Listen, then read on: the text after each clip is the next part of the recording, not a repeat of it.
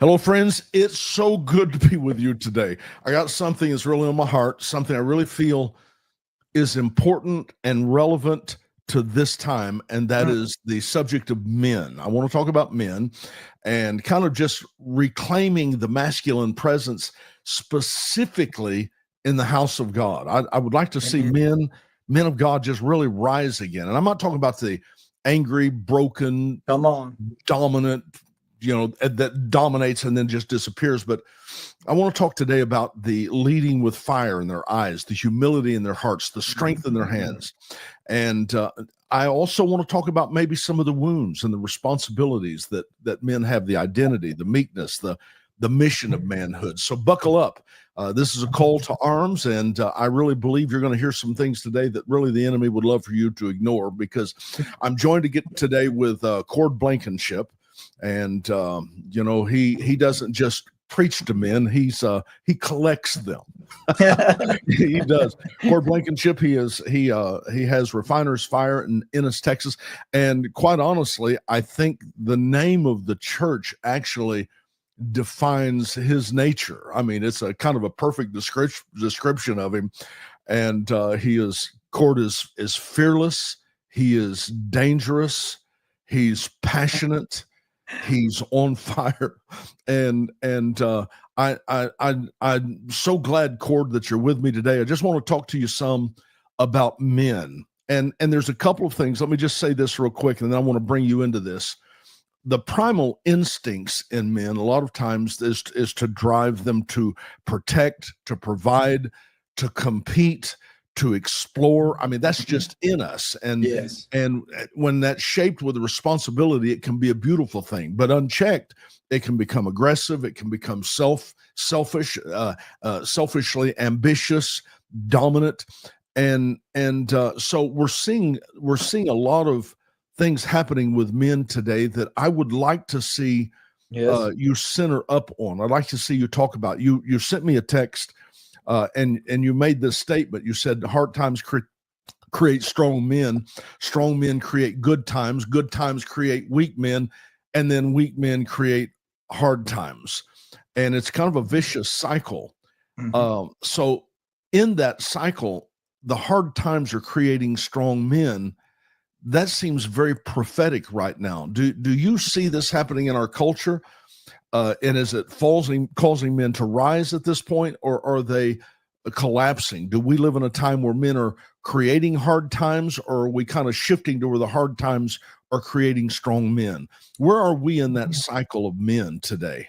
Well, first, let me say thank you for having me on. But I do believe that we're at the end of that cycle again, where we've went through some hard times that is going to create good men. And I think we need to take advantage of that as the church now, because, these things are being forged. Men are being forged out of stuff that all of a sudden we lost our way a little bit. It is prophetic. I think, that there's cycles in life. The man that wrote that book, he just said he saw that cycle, through the wars, men coming back home from wars, and men that weren't willing to fight for their people. You can go into ancient times, or you can bring it into these times. If you're not willing to take care of, like the Bible says, for your family or your church or anything, if you're not willing to lay your life down and fight for it, to me, that just epitomizes Jesus, and that it'll create weak men. But when you go into weakness long enough, there's something in a man that it'll rise up. Every man has that protecting mode that you talked about, and I do think it's prophetic. Yeah. Do you? Which area of that cycle do you think we're in at this point? I think we're coming out of the weak men and now seeing strong men who are craving the whole beard thing that came out, not all the skinny jeans, but men started wearing beards and stuff because it was okay to have hair, that, you didn't have to be clean shaven all the time, that, the ruggedness there. And there's a safety in that. If you go look at the Indians had long hair. It was their bonnet.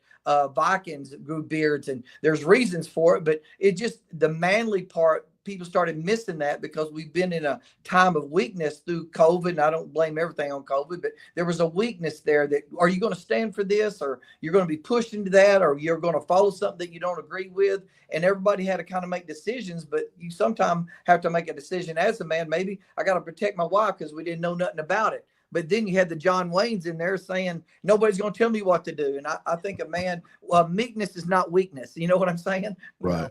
Yeah. Of course, I'm thinking of manhood, and I can't help but look at your room behind you. I don't think that could be more perfect. Yeah.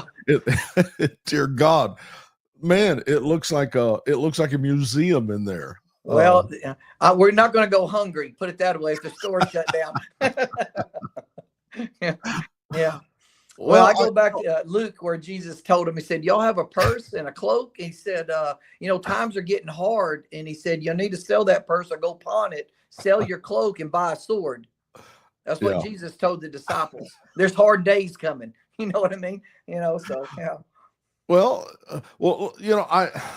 I guess one of the things, Cord, that really has just driven me crazy is the fact of, over the years, I've just seen so many churches that were filled with women, but the men were either missing or passive, one of the two. Right. And it just seems like this is I don't know. Let me just ask you, do you think this is a cultural issue? Is this a leadership gap? Is it a spiritual misunderstanding of purpose? I mean, what is going on that's causing the men to? And I say that in most cases, your church is obviously not that way, because you're drawing a lot of men to your church. Correct. I think, I didn't have a church background. And when I got saved, I went to church, and, when you get saved, you look at the men of the church or whatever, and you want to be like them.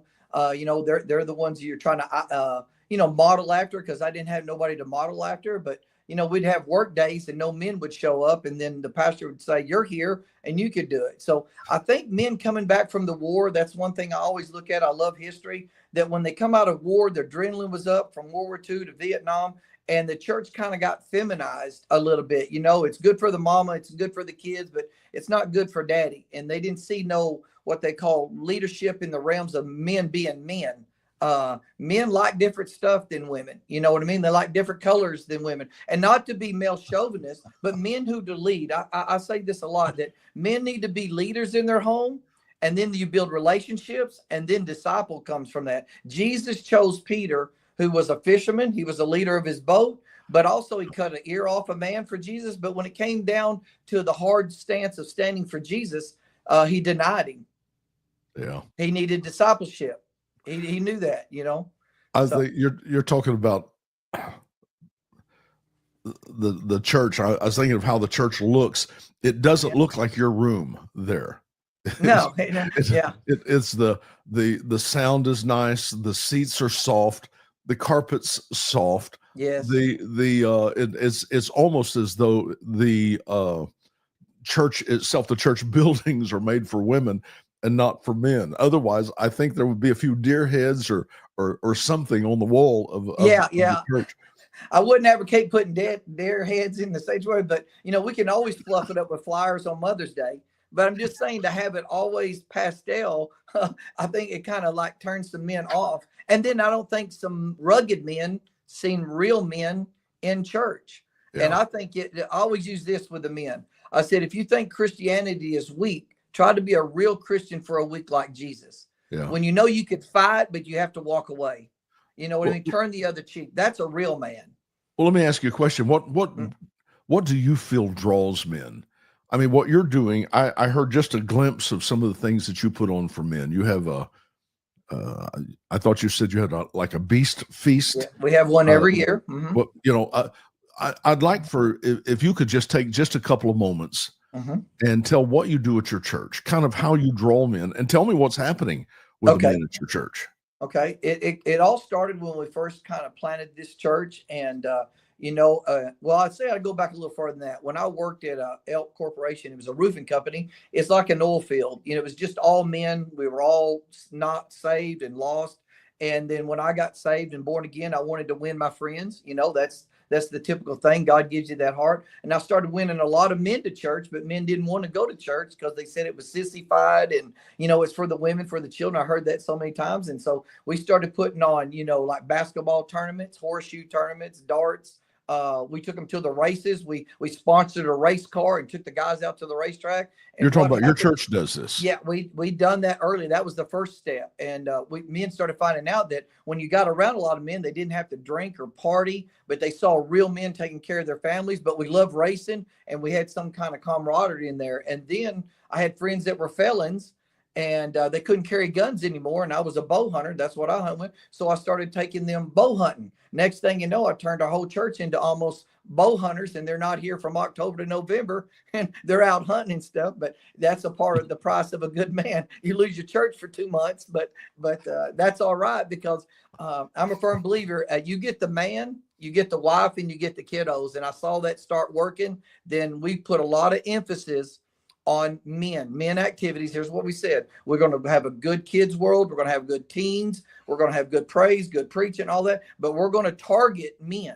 We're going to target men and put money into men. And we're going to talk the hard subjects, from porn to snap-on tools. We'll go in between those two boundaries. And that began to draw men who saw men being men in a church. And they wasn't, what I use this word, a pansy. I always butt us up to Jesus. Jesus was the best man, the good man, the righteous man, but also he was strong, and he was willing to lay down his life for all men. And if you think you could do that, and a lot of men said they'd take a bullet for someone, but a lot of times that's not a true statement. And can you go back and yes. you go back and recover what you just said? You Yes. said something about if you get the men, you'll get the family. You'll get the yes. Most people probably saw that quote that runs on the internet a lot now. It says 93%. If you get the husband or a man in church, you're going to get his immediate family. 93% of his whole family will come, and his the surrounding family will come to church. If a woman goes to church without her husband, it's about 17% he'll ever come to church, or the kids will stay in church. Or if a kid's in church, I'll just drop them off. It's 3 to 5%. Mom and dad will see the programs, but they're never going to go into a church and look for a relationship and then go into discipleship. They'll just kind of lead by their child. A child can only lead through the program. A wife can only say, husband, you should have been at this meeting. They had this great preacher. But if you get a man that's born again and saved, and he's going to lead his family, that's what God called him to do. He will lead his wife into the church house, and the children are going to follow. And then his surrounding family sees that there's a change, a radical change in this guy. And I believe it's just like a magnet, or it's like a chicken to a June bug. It just wants it. You know what I mean? I'll tell you the truth, Cord. I think I think one of the issues has been in the church, and maybe we've just been misguided, because we've all kind of had the feeling if you get the children, you'll get the parents. Yeah. Which there certainly is for sure. There certainly is a truth to that, but I had never heard those stats that talked about when men go in first, that they pull their family in.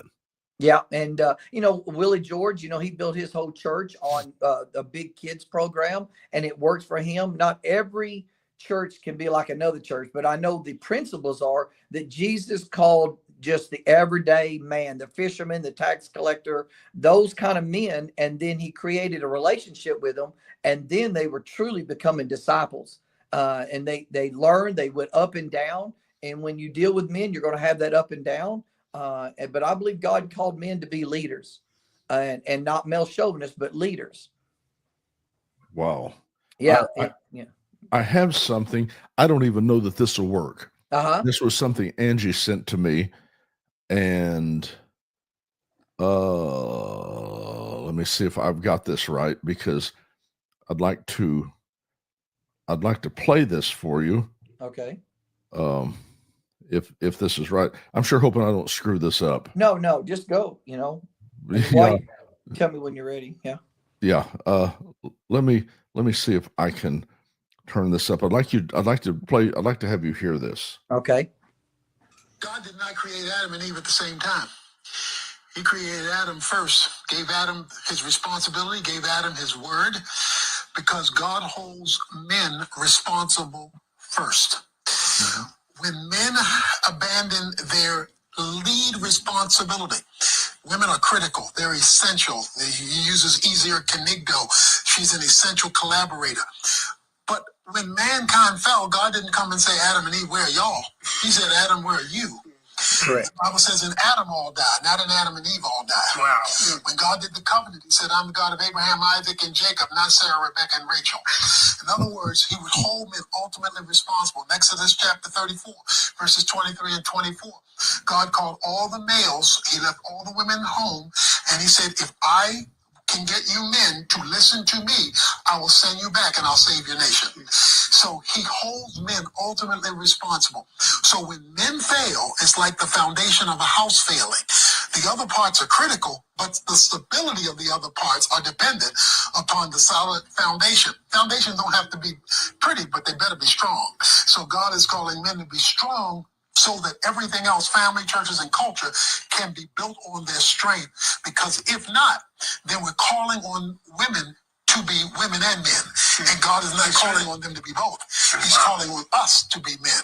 When men fail, the Bible says God did not create Adam and Eve at the same time. There we go. Yes, I agree with that to the point. But, sometimes when we say strong men, we think of men that are muscular. And we use this a lot here that, some guys are like David and some guys are like Joshua. Like Joshua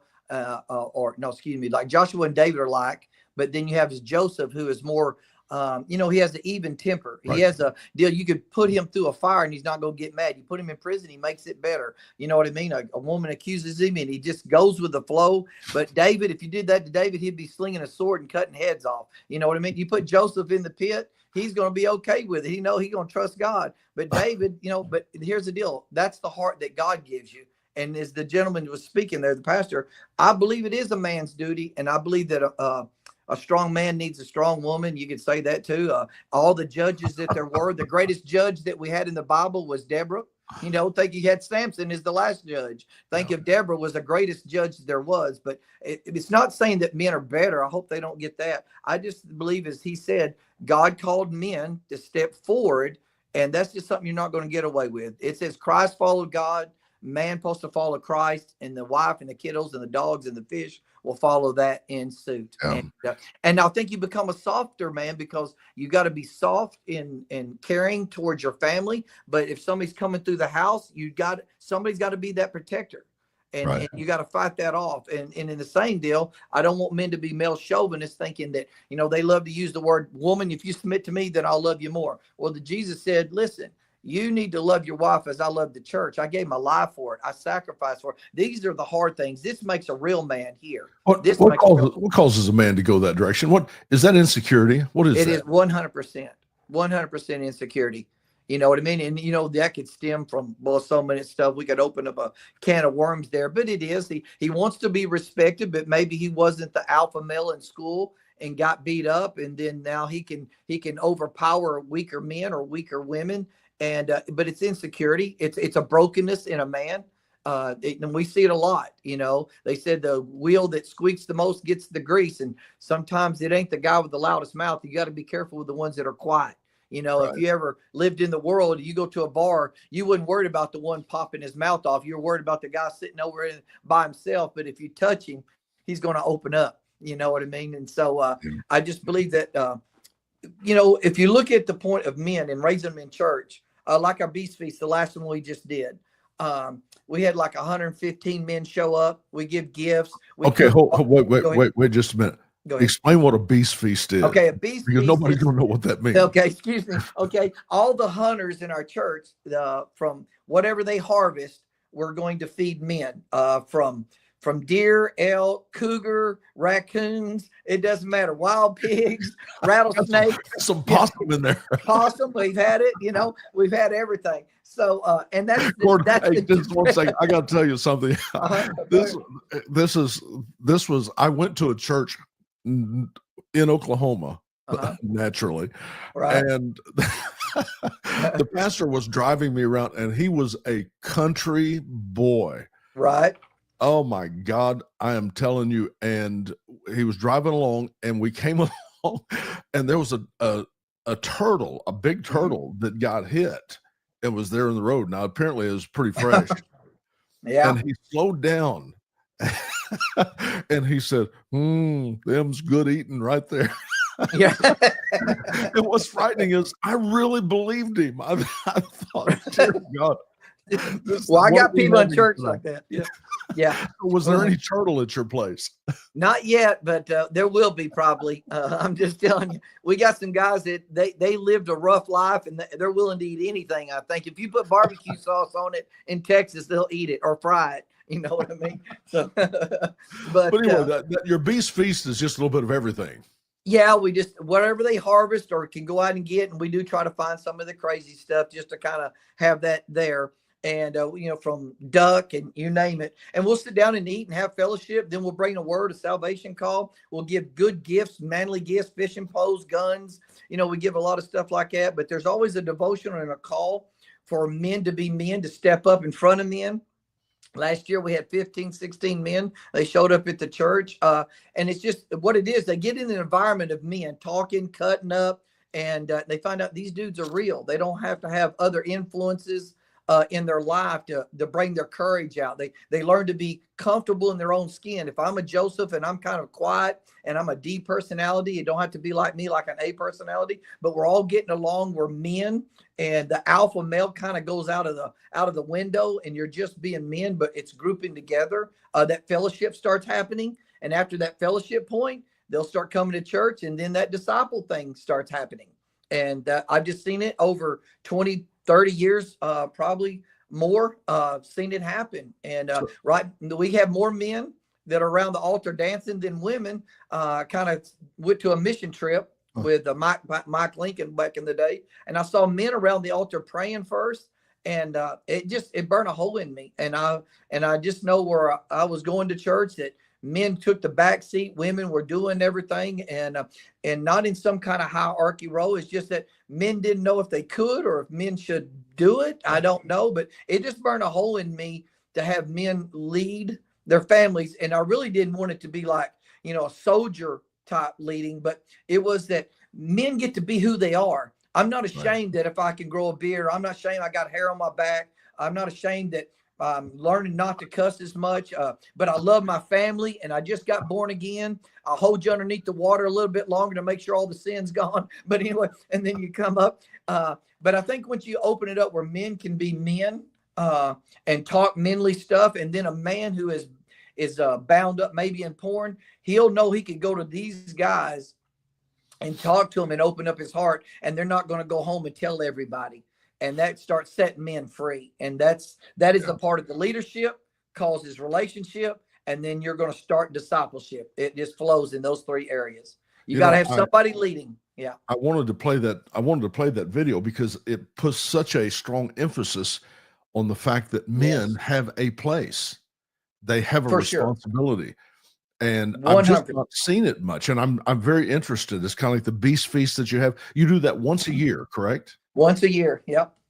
And then we have another deal we called like I would call it a gathering of men. I forgot what we called it last year, but we do skeet shooting and we do another cookout and pistols and rifles, and we used to do the race car thing. But we'll just pick different things like that to bring men together. But we emphasize on hunting on certain areas, but we've been kind of finding other ways. We just had a axe throwing competition last week with men. So you get men to come, and they get a little bitty trophy or a $25 gift certificate. But that's men doing stuff, throwing axes together, And men love camaraderie. If you really think about how many men are fishing on Sunday, how many men are going bowling club, how many men are in 4-wheel drive clubs. Men love to be together with real men. It's not toxic masculinity like it's kind of out there. It's men being men. And I believe Jesus called real men, and they loved one another. They fought with one another, and it forged the Christianity that we're walking in. Many men gave their life for the Bible and stood the test. And I know women did too.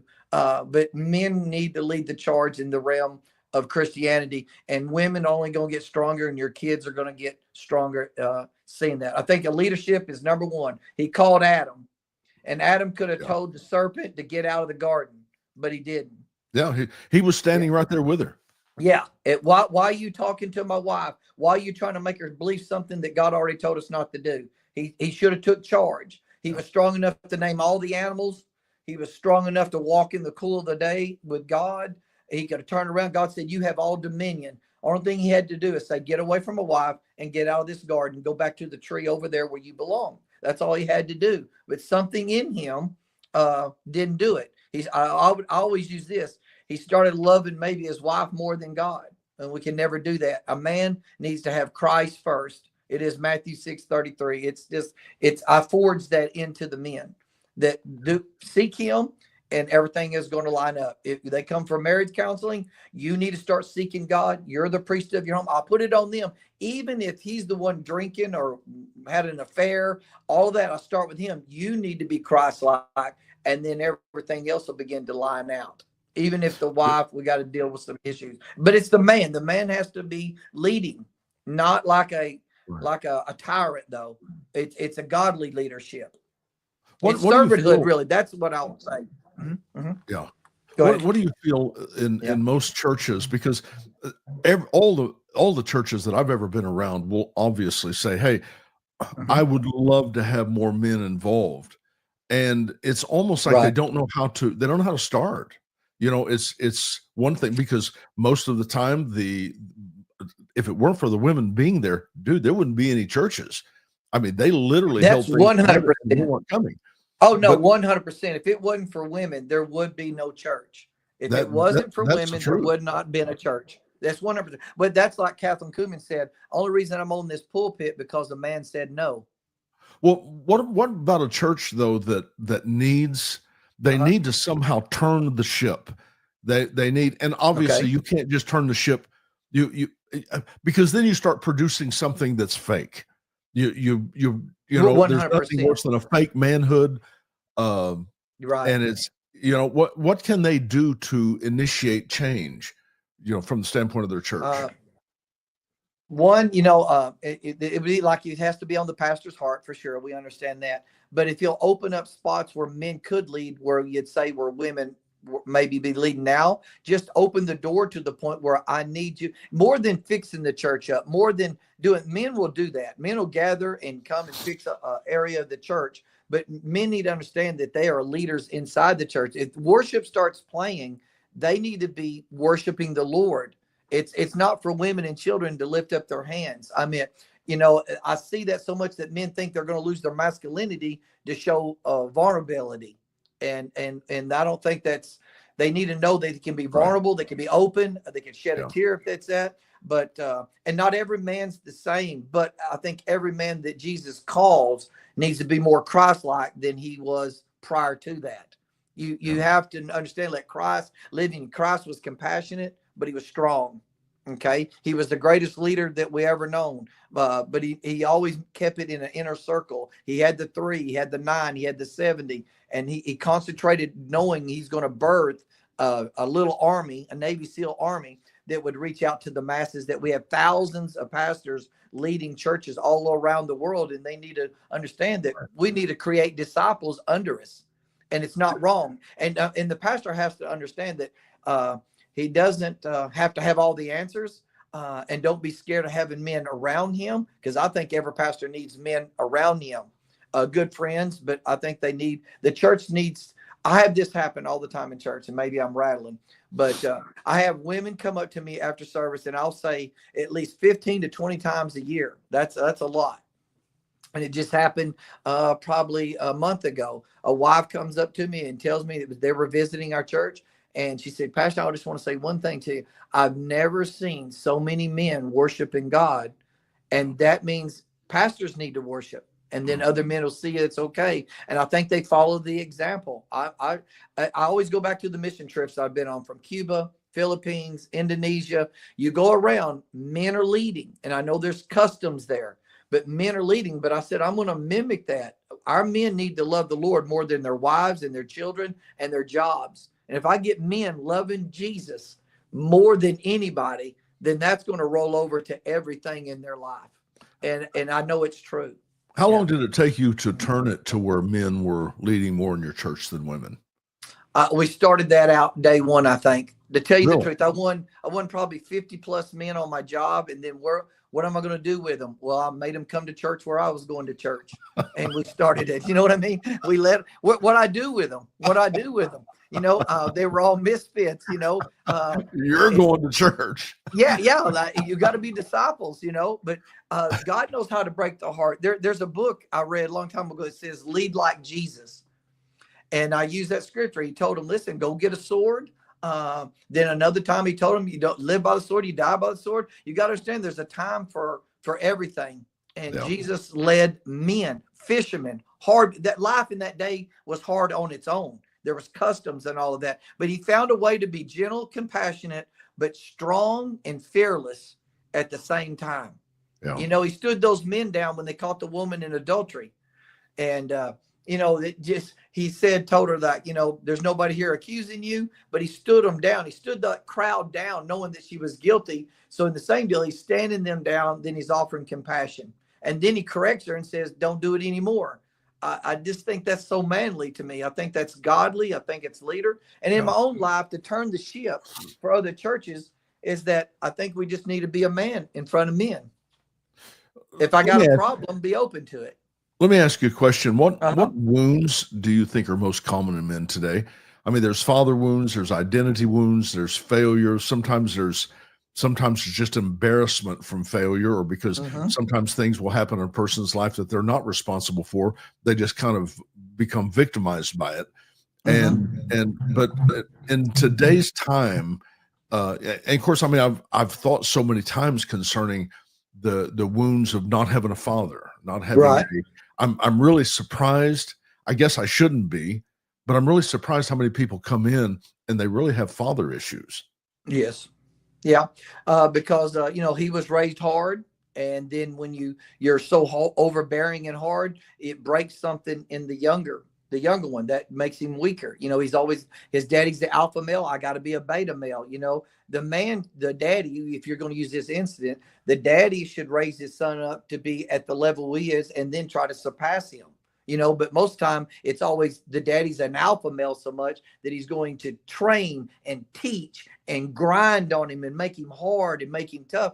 Down inside he's wounded because he might not be like his dad. You know what I mean? And so that will create an insecurity in him because he's trying to live up to something that's not even really attainable. You know what I mean? Here's what I tell men all the time. I believe that most men believe they're alpha males. You know what I mean? I believe that I'm an alpha male. You're an alpha male. But if we stepped into a room of 6 Navy SEALs, if you can't whoop every one of those Navy SEALs, you're not the alpha no more. You're the beta. And you got to be happy that you're a beta. Okay. There's a pecking order, isn't there? Yeah, it's okay. It's not about your muscles and about how loud you can scream, but a real godly man leads by meekness, and it's so much strength. That's how Christ led. Yeah. But in turning the ship, going back to that, I just believe that a church has a culture. If you build a culture for young, you build a culture for women, you build a culture for high praise, you build a culture for discipleship or whatever, you can build a culture of men, like having axe throwing. There's nothing wrong with that. There's different men. Not all men like hunting. Not all men. You'll have the what we'll call the computer guys. You got to have all of them, but they're still a man. Right. Only 10% of the men go to war and fight physically. 90% are cooking and cleaning and making the Hummers and making the bullets and getting everything ready. Without those 90, the 10 couldn't stand ahead. David couldn't be the man without the 400 that came beside him, but he did train them to fight left and right-handed. So David had his leadership, caused a relationship with those 400 men.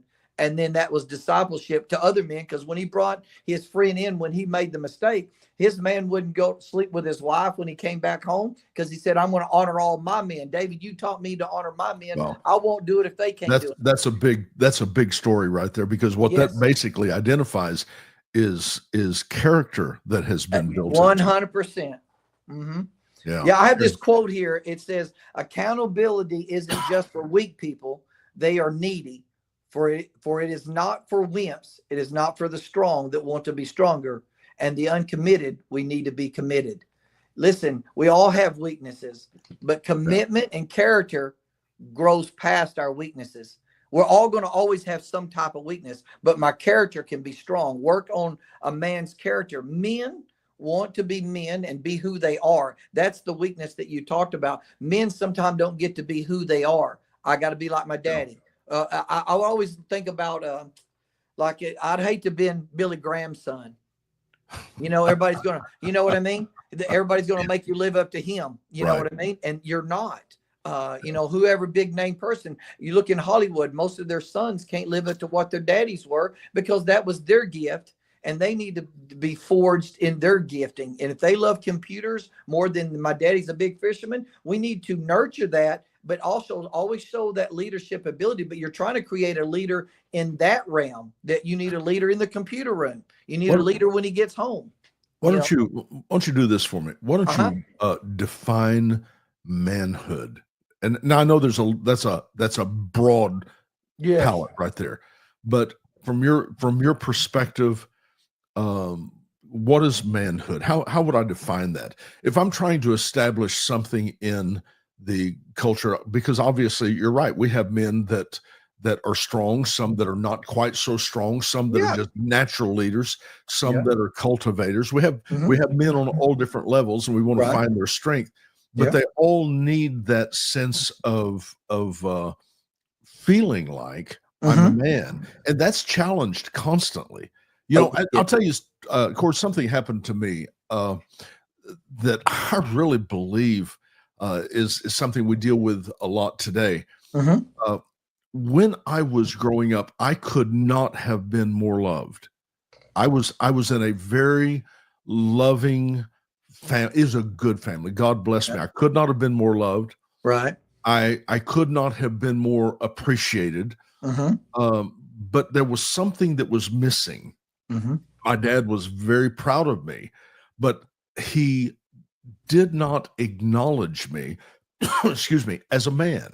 Now, and what I mean by that, it's almost like in the Jewish culture, they bring them in at 13 years old. They do the bar mitzvah. They put them through a number of different things. And then when they finish, all of their uncles, all of their peers, everybody's around them, and they look and they say, "You are now a man." Right. And it establishes something in them. And I remember, Gord, I was up in my late teens, early 20s, right, and I was struggling. I could see you as a man. We could be the same age doing the same thing. I could see you as a man, but it was almost like I needed a father to say to me, maybe give me permission to sit in that chair, to say to me, "You're a man." And you can even look, and if I can't get that one way, then I will get it with, I will take it maybe in a way of violence. You go to prison. Those guys, they will tell you, "I don't care if you like me. I don't care if you love me, but you will respect me. You will acknowledge me if I have to do it with a gun.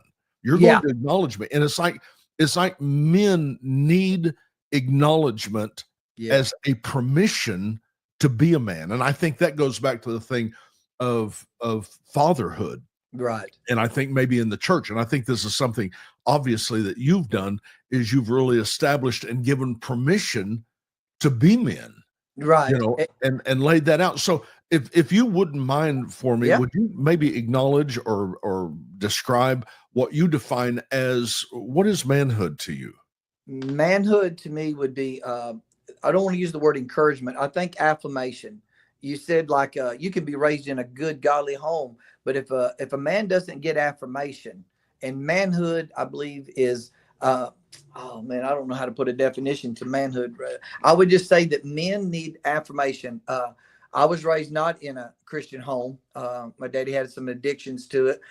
He was addicted to a lot of things. There was dysfunctional, and every family has some type of dysfunction, but we didn't get affirmation. And the most men that I talk to, you'll say weak manhood, they're looking for affirmation. If they don't do it, that creates an anger, or they go into drugs, alcohol. But what they're looking for is somebody saying, "I love you," or "You're a good man, you're a good provider." My daddy was a very good provider. I can give you the good things that he had, but he wasn't good about giving affirmation. I play sports. He wouldn't be out there. If I was racing motorcycles, he wasn't out there. You know what I mean? But I was doing all of that to hear, "Hey, I'm proud of you."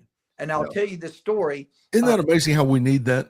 Yeah. And I think every man, if you want to call it manhood, we need to pass down affirmation. That's what I would say. A daddy needs to encourage, and his son needs the affirmation, will create a man. I was getting ready to preach one Sunday, and my daddy was gotten saved, and so he was in church, and he was at the door, opening the door for people coming in. So I was making around the bend, getting my microphone and getting all that, and getting ready to go through the door to get into the sanctuary. And my dad happened to be at that door, and I looked at him eyeball to eyeball, and he looked at me and he said, "Son, I want to tell you, I'm proud of you." Well, I broke down and started crying. You know, I was like, what? And here's how I reacted, because we wasn't lovey-dovey. I looked at him and said, "What are you telling me that now? And I got to go out here and I'm bawling." You know what I mean? I mean, I've been waiting my whole life to hear it, but we could have done it at a Christmas dinner or something. You're telling me right before I have to go preach that he was proud of me. And it broke me down, because what it did, it just touched a button that was 40 years old and waiting for it. 50 years of waiting to hear that he was proud of me. Yeah. How much, even as an adult, I was full grown adult. Yeah. And it isn't just that you need it from somebody else. Right. Because a lot of times you can have it from 1,000 different people, but you will fight and do stupid things. Try to get affirmation. Get the acknowledgement, the approval. I just want him to be proud of me. Right. Yeah. And I believe our men will look at men. We got men coming in that are half drunk from Saturday night. We've had guys coming in that they're the rodeo type guys they live by a code, the cowboy code. And they got to learn that, you know, they got to have a little bit of humbleness. And you got the guys that are sports addicts, and they can whoop everybody there is. But, you know, God knows how to nurture that and crunch that. But I think if you just be open around them, and I'm trying to formulate a definition for manhood. I just think manhood needs affirmation. And I don't know how to word that. If a man will get affirmation, he will grow up into good manhood. You know, when I think of hood, I always think of a tribe. Men need a tribe. Man living in a hood. Man living in a teepee. And I believe what you said about the Jewish people, acknowledging a boy at 13, you're becoming a man, does something. Indians did it. They don't turn the shop. Spartans did it. Yeah. They don't turn the shop to him. I mean, they may stick him in the broom closet, but they acknowledge him to say, "You're a man," which gives him the permission to take that chair. 100%. I'm on my way. And if you listen, you know, all the movies, you know, Spartans, Patriots, Braveheart, whatever, you've seen all the younger ones are looking at the older ones. There's an Indian proverb. It says this, that the young Indians need to ride the old horses. The old horses that's been into battles, warred into battles. And if the young brave gets hurt, if he gets on that horse, it'll take him back to his teepee. It will save him. So the Bible says it, older men train the younger, older women train the younger. You got to hand it down. And handing down, you love to encourage. We need to encourage the next generation. We need to encourage men, encourage women, encourage our kids, and say more yeses than we do nos. So allow men to come to church looking like they look. If there's balloon jeans, a beard, because you'll have the clean cut guy wearing a suit, having a guy that looks like he just rode in a rodeo, and another guy's coming because he just got off work that night. And I believe there's a custom there because it's reality. It's reality to see men of all types and sizes and shape in a body. But when they see a leader, and I'm only 5'6", so I'm not some overpowering looking leader, but just leading as a pastor, you know, that's a calling or whatever, but leading my family. So people are looking at me how I lead my family more than me leading a church. They look at that as a job, but how I lead my family, take care of my wife, provide. And when we had a home invasion, they know that I'm going to protect my wife and I'm going to whoop out a gun. I had one family say, "Well, you know, we're leaving because you pulled a gun on it." But then I had 30 men say, "Cord, why didn't you shoot him?" you see what I'm saying? They know it's being real. Why didn't you kill him? You know, that kind of deal. And these are saved men. That's just that's just the way I never cease to be amazed at the difference between, and I'm talking about little boys, 2 years old, 1 year old, 2 year old, 3 year olds, boys as opposed to girls. The difference is striking. I mean, it's just, I remember one time there was a few little girls that was looking around this little bug, and it was so little cute. They were all around it. And the boy, and he must have been 3.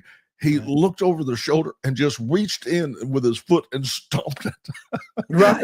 And it was, of course, the girls just all panicked and, oh my God. But, to him, it was the most natural thing.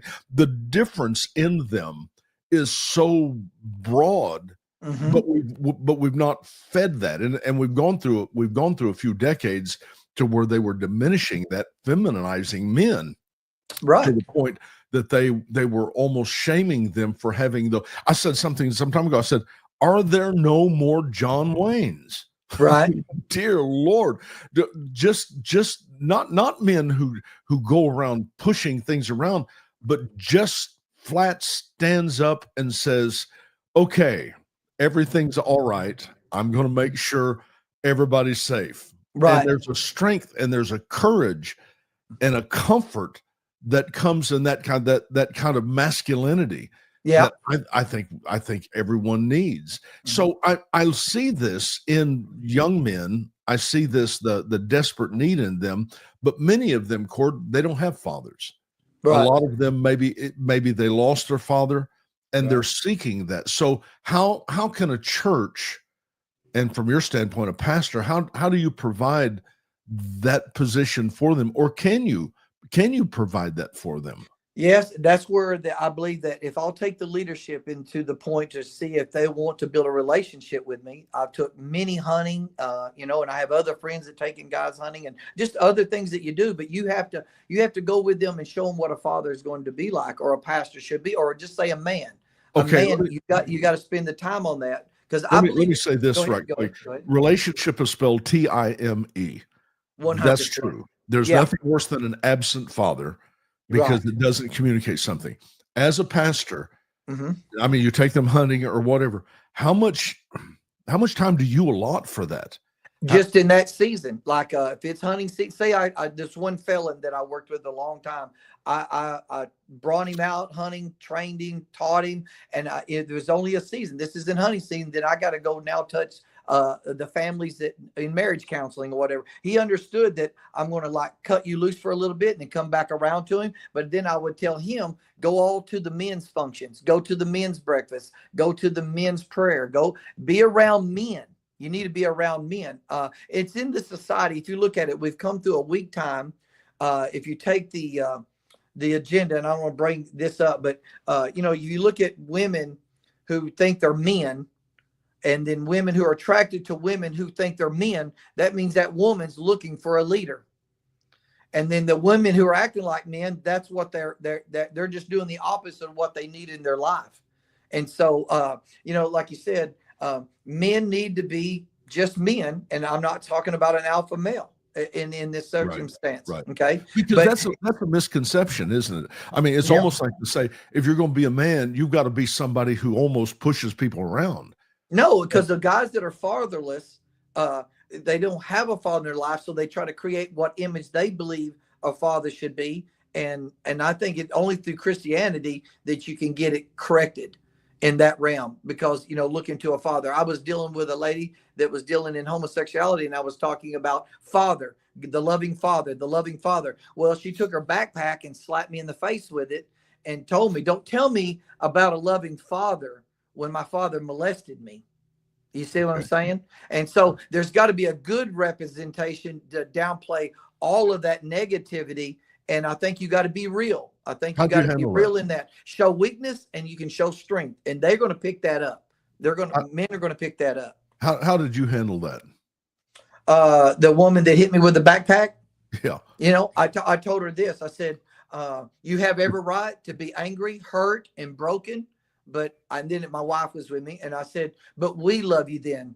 And I won't use the word father then. I'll use the word that daddy from heaven loves you. There's a difference between a father. Many people can birth fatherhood, but not very many can be manhood, if you will. A daddy will stay home, and a real father won't do that to you. So we use those kind of terminology. She hugged me. We still have a relationship to this day. And breaking her out, trying to bring her out of that world. But her tragedy is her daddy sold her. It goes endless. She's broken.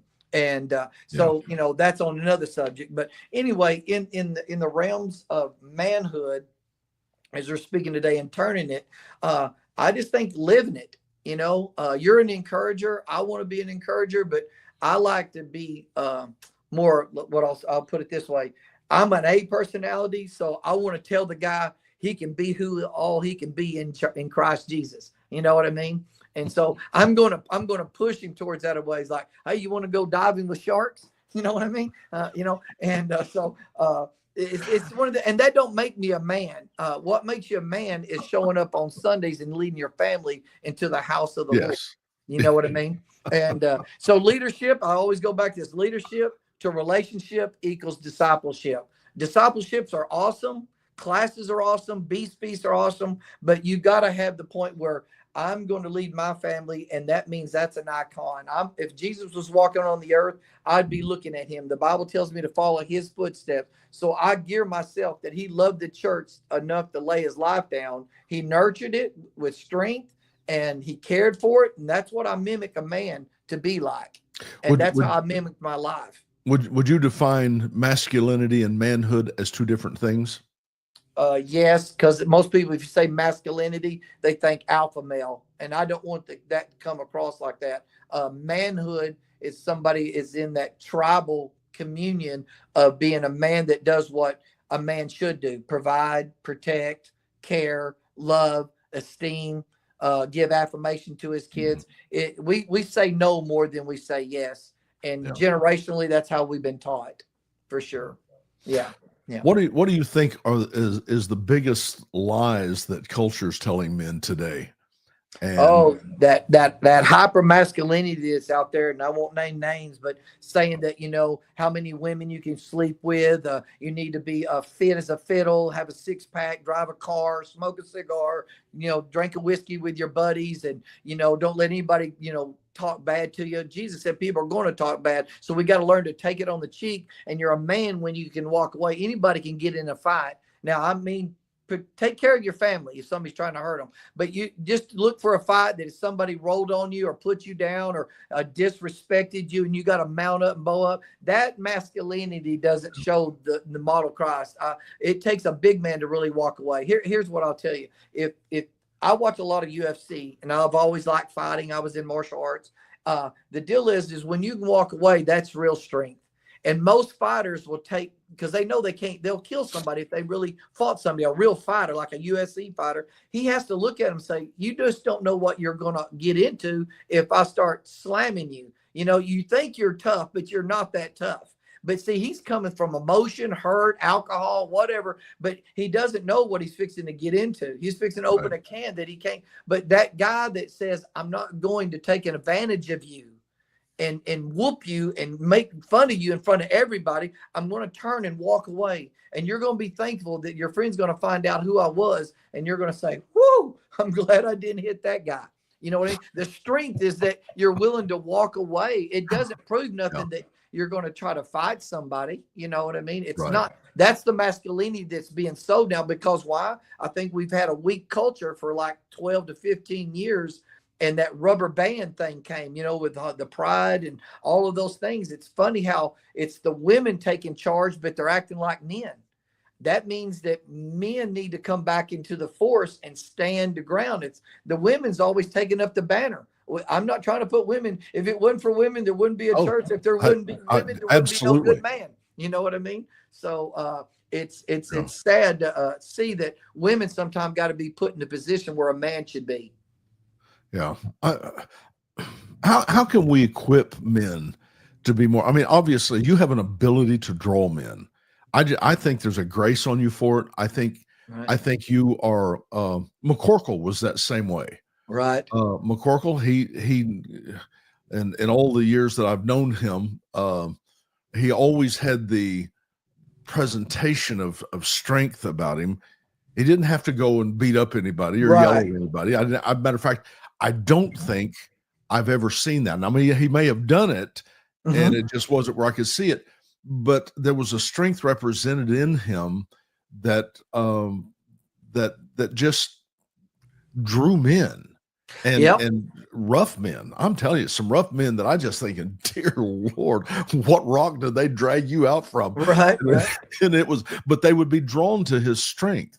Yeah, and it's he over. was an affirmation guy because Dr. McCorkle, before I really even knew him, he pulled me aside in a meeting where we were at. Maybe it was down there at y'all's place, or maybe in Oklahoma or whatever. He would have beside me, and he could tell that I was different than most of those people. And he just kind of came over to me and he said, it was an affirmation. He just looked at me and said, "Listen, God called you, and God made who you are, and you don't have to be ashamed of that."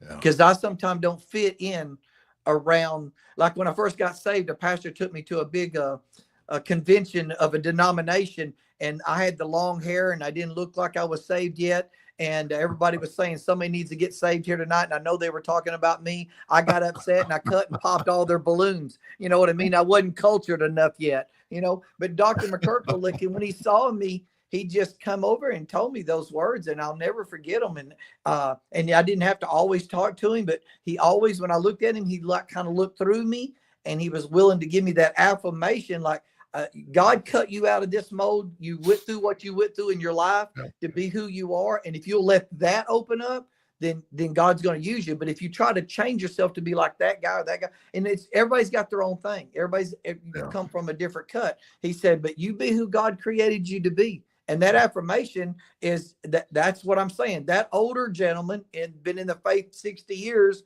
telling this young punk, listen, these two things, God created, God wanted you, God saved you, and you be you, but now you got to be more Christ-like. And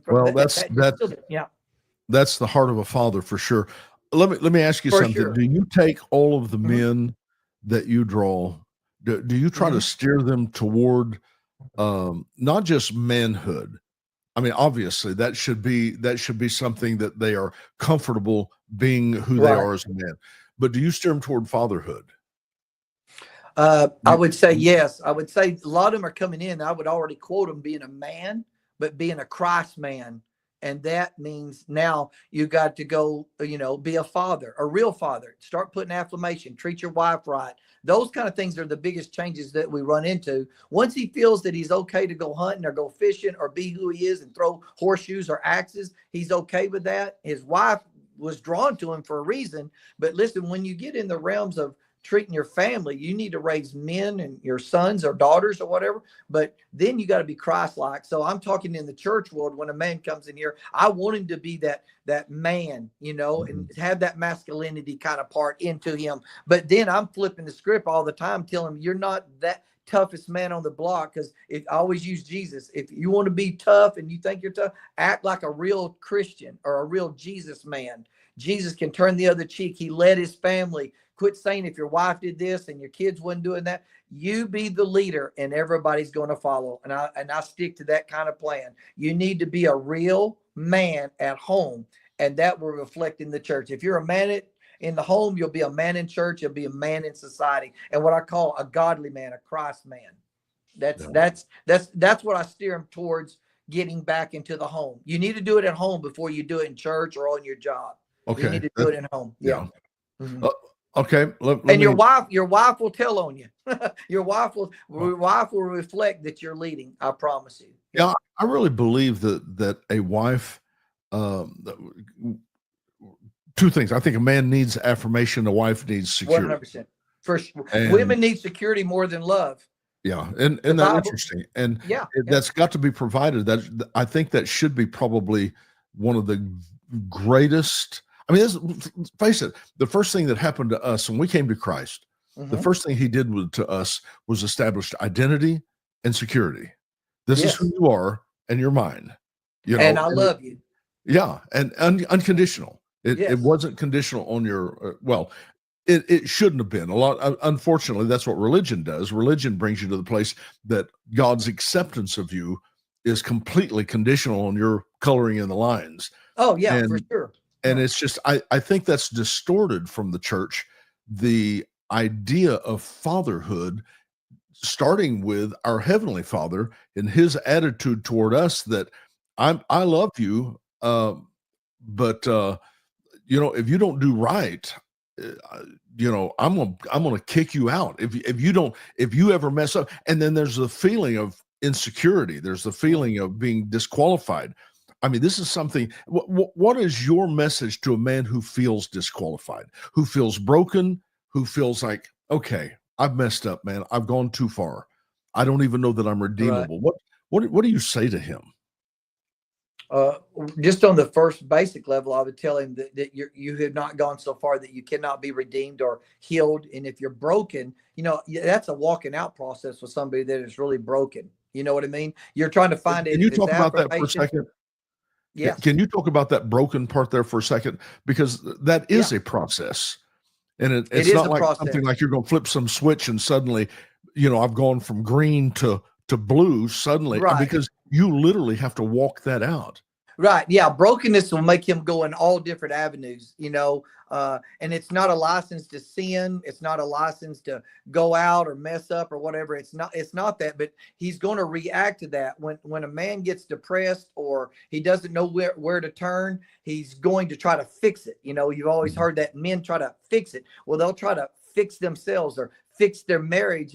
And I'd say it's very simple. To fix something broken is if I'm going biblically, we're told to love our wives like Jesus loved the church. Love, okay, but the wife is told to respect the man.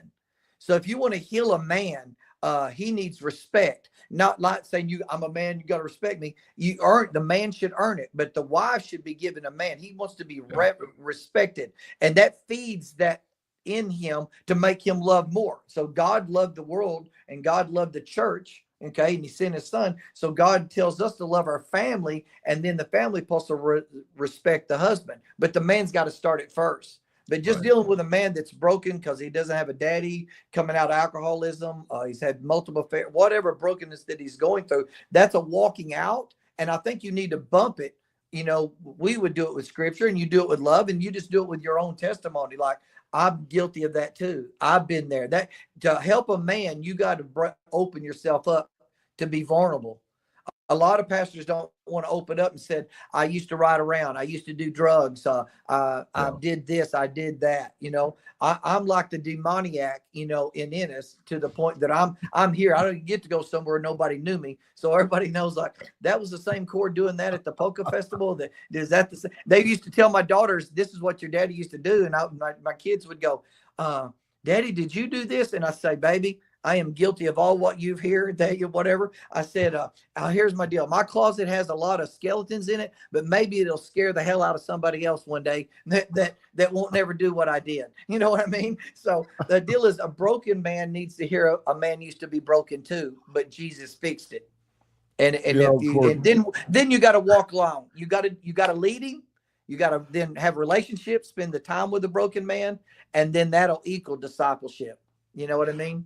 One of the things about you that I have always believed and always loved, and when I introduced you a while ago, I introduced you as a little bit dangerous. Right. That is a description of who you are. The ability to reach into the unknown almost fearlessly. You are so courageous in life to the point that if it's not governed, it can go. It'll blow everything up. It goes literally. Yeah, and it's almost like you've just got this. You've got this gene in you that a lot of people don't have, and it's certainly incredible for leadership, because you're teaching people how to be fearless, how to believe in themselves, and I think that's one of the greatest strengths of who you are. It's right. It is. You're a great teacher. But I don't think your strength is in your teaching as much as who you are, more than what you do. Well, I guess and maybe that's the way it should from, always be. But the fact is that is an amazing strength in you. I'm telling you.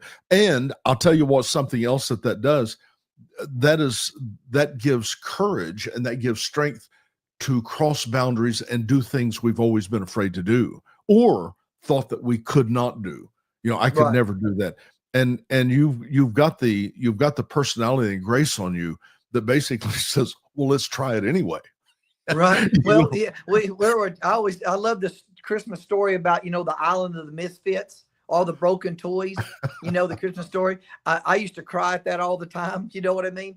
And I said, that's our church. We're reaching and grabbing broken people, and they have a place in this life. But it's funny with me, looking at that and saying that's who I am in that realm. I'll always look outside of pastors that are not like me. You know, they're Yeah. dignified, they're organized.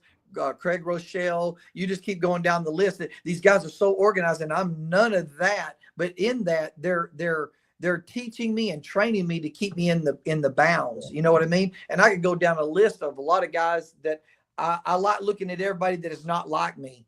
You understand? And so the men that I gravitate, or men that we come together, I'm glad they're not like me, you know, in that realms, but they're like themselves. But when we get together, guess what? We're a motley crew, because he was broken here. He was broken here. He was broken here. Guess what? He's going to reach his broken friend. And I always believe that, you know, that a man will reach his friends if he has a place to be open to be a man. Well, you're a great man, Cord, and that is the truth. I believe, honestly, you're coming into the greatest season of your life. But the skill set that you have, and again, the personality traits that you have, your willingness to do it, it's this fearlessness is just incredible. I have a couple of questions. Okay, go ahead. Just on a personal basis, and I like to ask this to everybody. And it may not even be that easy of a question to ask, but I talk about pivot points in life. We face pivot points in life where things could have gone this way or could have gone that way. What do you think was one of the greatest pivot points, the thing that probably changed you most, that set you in the direction that you are? Was it something positive? Was it something negative? What was the greatest pivot point that you faced? You like salvation or at salvation? Just in life. In life, if you could look at it and say, you know, pre or post, doesn't matter. The thing that probably affected you so deeply, it's kind of like you mentioned that concerning your dad, saying, "I'm proud of you." You know, so that's a pivot point in someone's life that shifts you to another level. That was a pivot point, that getting that affirmation. I think I think I've probably become a better man that day. I was rugged. I was kind of wild, but as soon as my daddy said that, I became like a real man. In my heart, I knew that, like, that's what I've been waiting to hear. And I have no excuses, because that took a lot for him to do that. And that made me a better, and my kids were already grown nearly, but that made me a better dad, to where I know I went back to both of my daughters and told them that, listen, daddy was home a lot, but I wasn't there.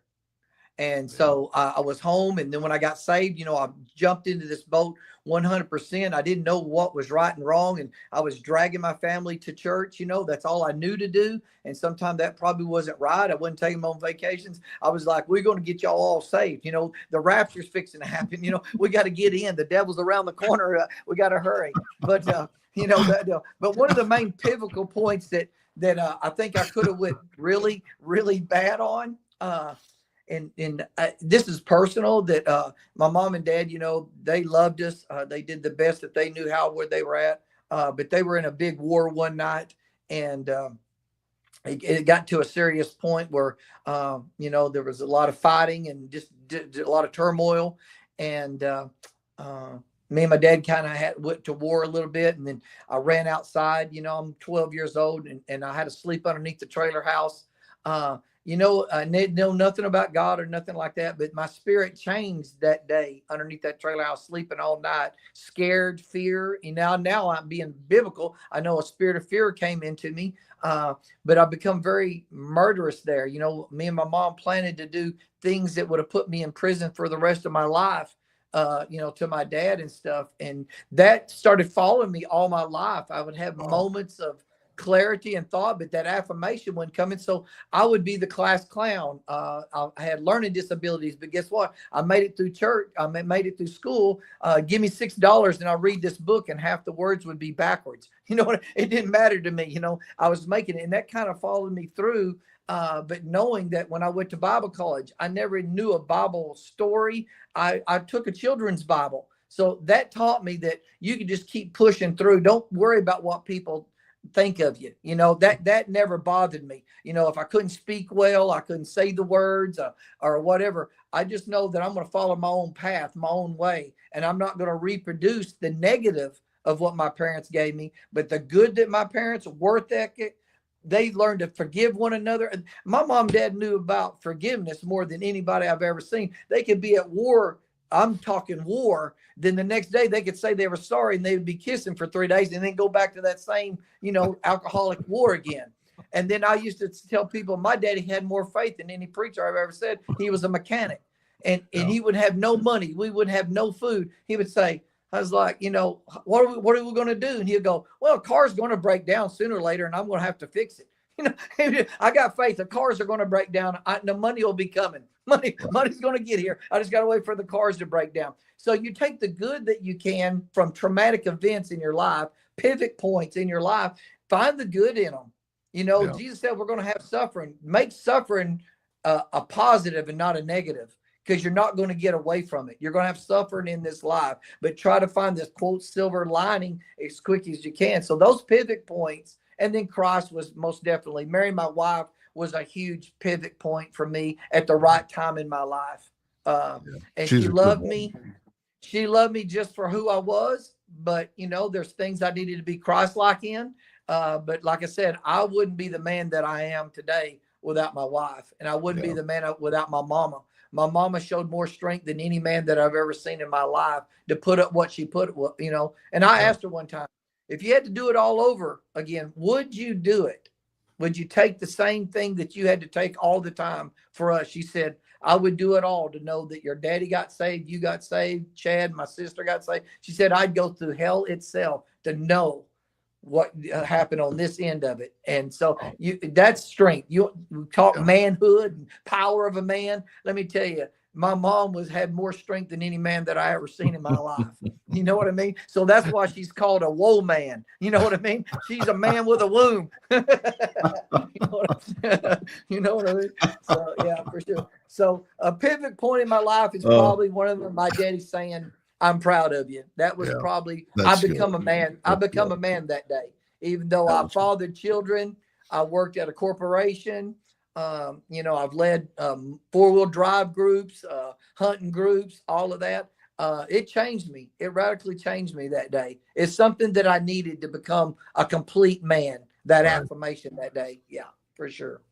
At this point, given everything, because listen, when I was younger, there was a lot of things I thought was important that as I got older, I thought, that's not too important. And a lot of things I thought was not important, I've determined it is. What's important to you now? If you could, I mean, obviously there could be a whole spreadsheet of that, but if you could center it up on what's really important to Cord. Relationships for sure, but with my family, I'm probably more family oriented than I ever have in my whole life, or I desire to be around. We never had a large family. It's just me, my brother, my sister now, and I cherish the times on Christmas and Thanksgivings. It's just not the cliche. I enjoy that. And both of my brother and sister come to our church. And I love to look on the back row and see my brother there and my sister there, what we went through and where God has brought us to. And if people don't know half the story, and for us to be here, not drugged out and all of that, and what the grace of God done, I guess I'm kind of more mushy now, where I used to be a little more rough around the edges. Hanging out with you guys made me a little more mushy, but because I desired to be restrained some. That's why I've always loved coaches that would get on to you and pull you by your football. A lot of people don't like that, but I like a coach that would tell it like it is, because I don't have time, because I might run down the wrong road. But if you'll save me now, coming to the fire and get me now is better than me burning up. I don't want the scar tissue. Come and get me before I burn up. You know what I mean? Save me before I burn up. Yeah. Well, that brings me to a very important question. If you could go back to your younger self, what's one piece of advice that it'd be? Or if you go back, let's go back to you're 20 years old, you're 18 years old. What is one piece of advice that you would give yourself that you know now that you didn't know then?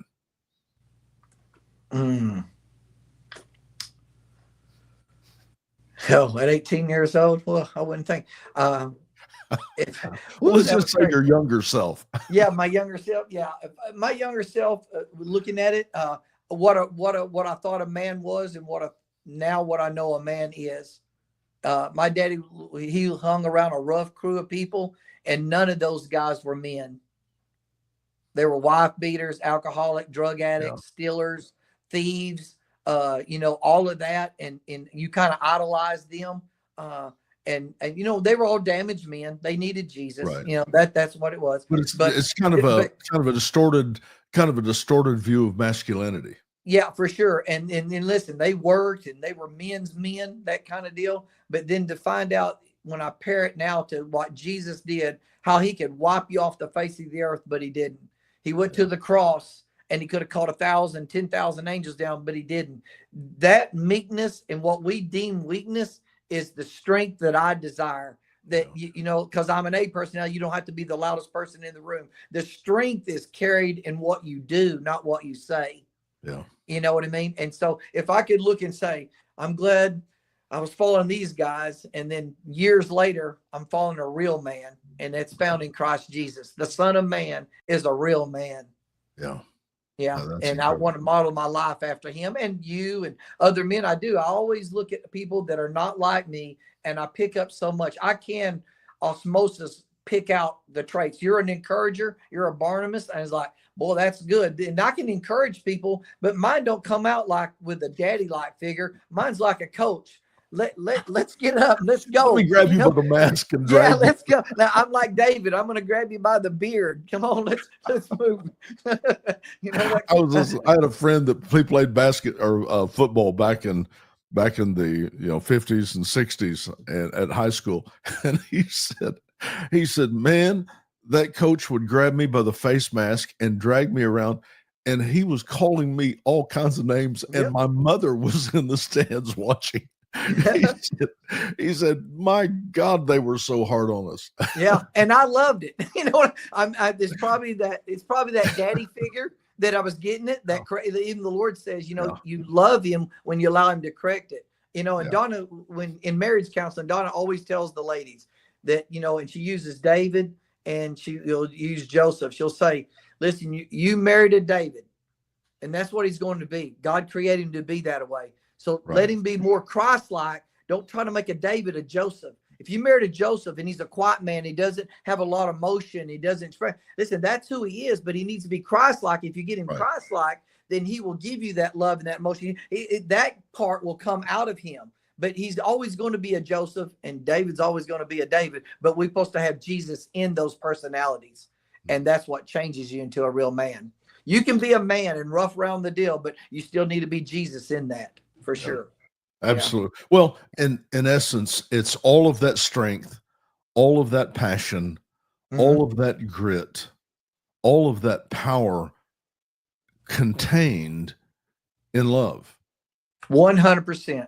100%. Because that doesn't diminish, having love doesn't diminish being strong or being sharp or being powerful. No, it doesn't. It just, what it means is it's harnessed for purpose.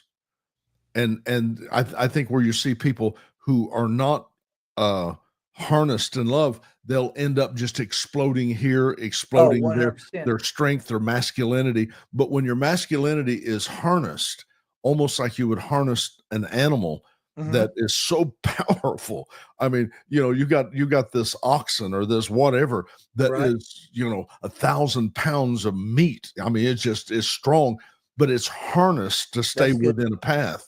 Right. That's when it becomes most productive. And when it's not, then that's the way a lot of people have been, is all of their strength and their masculinity was never harnessed in love. The way and love is not a description of weakness. Right. It's a description of who God is. That's good. So that's really a thing that I think you have really displayed well to all of your men, and even the people today. I know you've got 1,000 things going, but what's next for you? What do you have going throughout the rest of this year, or the next project that you have going? The next thing that we got going right now is, like camp for the kids. But the main thing we're doing is trying to look at the society where we're at, How can we affect our city? We always start what we do locally and globally. You know what I mean? So we're just evaluating through the new technology, the AI, are we going to get on YouTube, or we're going to expand ourselves? We've been offered TV time, where we've weighed a lot of those kind of options, but we're never going to stop what I call our fivefold thought pattern, is that we're going to create healthy families, strong men, strong women, strong teens, and strong kids, and so we focus on those dimensions constantly. It's going to be the word, the praise, missions. We're going to, those are just fundamental things. But what's been crossing my mind for I'd say 2026, because the summer's coming on, we run real hard from September to May. So, but I've been looking at Paul's life a lot. And, when Paul got saved, one, he was fearless for sure. He was separating the church and separating Christians and all that. But when he got saved, it's, and I'm just kind of paraphrasing it. When Jesus said, when he saved him, he said, Paul, you're going to suffer much from my kingdom. He don't say you're going to have a good time. You're going to get into Christianity. You're going to feel my love, and the presence of the Lord's going to be upon you, and you're going to get a new wife or get a wife or what, all that. He just said you're going to suffer much. It takes a real leader and a real man to say, listen, my life and my walk in Christ is going to be nothing but suffering. Yeah. But I'm going to take on that challenge. I look up to somebody like that. You know what I mean? He's not promised anything, but he found great joy. I make myself happy. He when he was in Corinthians and he was preaching to Rome, and he knows he's going to get there to go somewhere else, but he was excited to go to prison. We could write the New Testament, to find an inner strength like that. So our focus this year is just to lead like Jesus and create more disciples through leadership and then relationship, and then that'll equal our discipleship for sure. Wow. Yeah. Well, I'm so proud of what you're doing. Geez, more than I can say. I admire what God's put in you, and it is my desire, my hope that you have a men's ministry that rises, that becomes beyond the borders of where you are there in the Dallas area. I just really believe that you are. I just really believe that you're going to be used in a greater way even than you realize. And you certainly have the handle on that model of manhood. Dear and Lord, I got great men under me. It's just not me. I've turned it over to some Pastor Paul and other men helping him. So they discipleship into it, and they're men and they love the Lord. And I believe that's what men attract, as long as they can be a man and love the Lord at the same time, for sure. Yeah. Well, I appreciate you having me on. Man, hey, listen, your friendship is a treasure to me. It is an absolute treasure. Same here. I'm so proud of you. I'm so proud of what God's doing in you, and it's as I begin to hold up a banner of manhood, believe me, you're right there at the top of the list, and it's something that I deeply appreciate. And by the way, I really do love your room. Oh, well, that's my office. My wife won't let me take him home, so I gotta pile them up in here. When I retire or whatever, I don't know if I'm gonna do that, but when I retire, all these got to go home. I might be sleeping out in a tent or something. Yeah, you might start a new life there with all of the horns. For sure. Well, I love you, guy, and I sure love you, man. I appreciate you. Okay, man. And I'll catch you after a while. God bless you, man. Love you, man. Bye-bye. All right. That is a great conversation with Cord Blankenship from Ennis, Texas. Just